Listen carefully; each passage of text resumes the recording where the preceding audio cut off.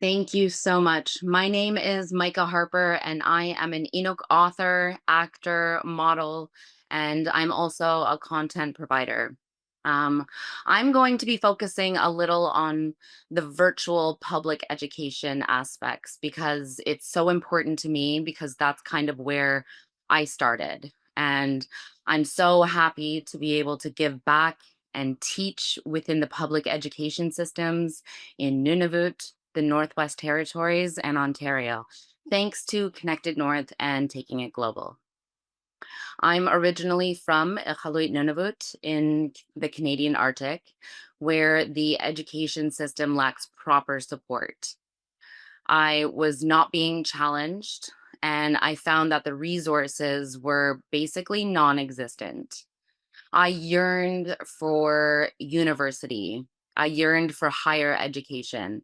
I yearned for learning in general. I knew the only way out and the only way to get out of my small town was through education, through school. But anyone coming from the Arctic knows just how hard that can actually be. It can feel daunting.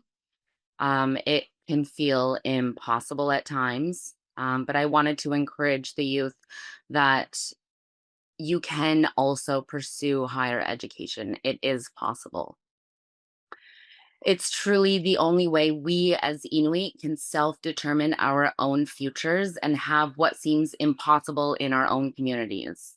Inuit teachers, Inuit doctors, Inuit scientists, Inuit dentists. I mean, the possibilities are really endless. And through public education, I feel like those futures are so bright if we pursue it. I bounced between schools many times as a youth, and not many people know this about me, but I actually graduated high school online. I didn't have a big ceremony. None of my friends were there. I wasn't handed a diploma, and there were definitely no speeches. But I went up against all odds and I forced myself to gain my diploma my own way. I was homeless as a teenager, and conventional daytime school was not an option for me, unfortunately, as much as I really did try. I had to work. I had to work at a really young age, and I had to work to eat. I had to work to live. I had to work. So I worked at Loblaws.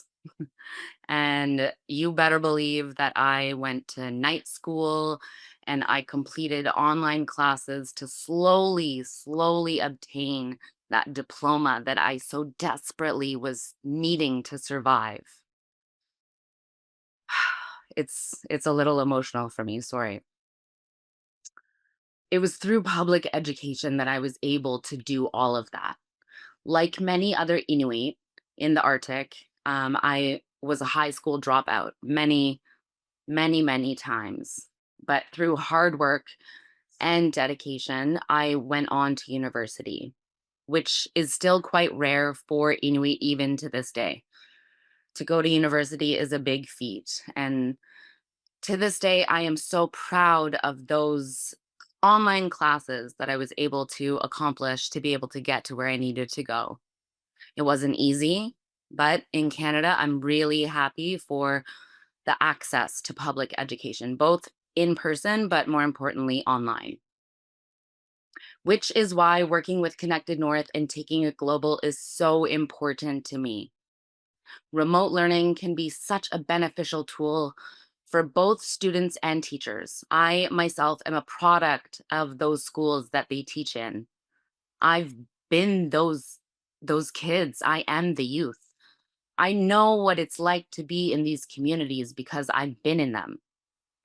And I think it's important to influence young people to do and dream big things, to do big things and to lead our own communities because we desperately need nurses and doctors and teachers and scientists.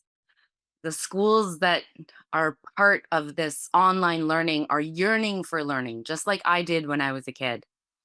I am so happy to be part of one of the content providers for virtual learning with Connected North because it connects me with students in remote communities like my own that most times don't have the resources that most schools do. It is so important for me to give back to Inuit as much as I can. And through Connected North and taking it global, I'm able to work with so many schools across Nunavut, the Northwest Territories, and Northern Ontario. I see and I know firsthand how important it is to access virtual public education and to ignite a fire in students to pursue higher education.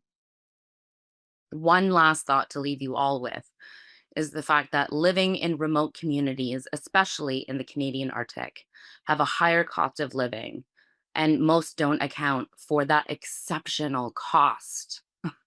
The idea to accrue proper resources for schools to have the same standard as their southern counterparts is exceptional.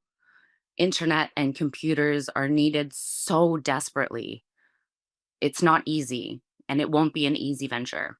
But I believe in the youth, and I believe that they are worth it. Thank you so much.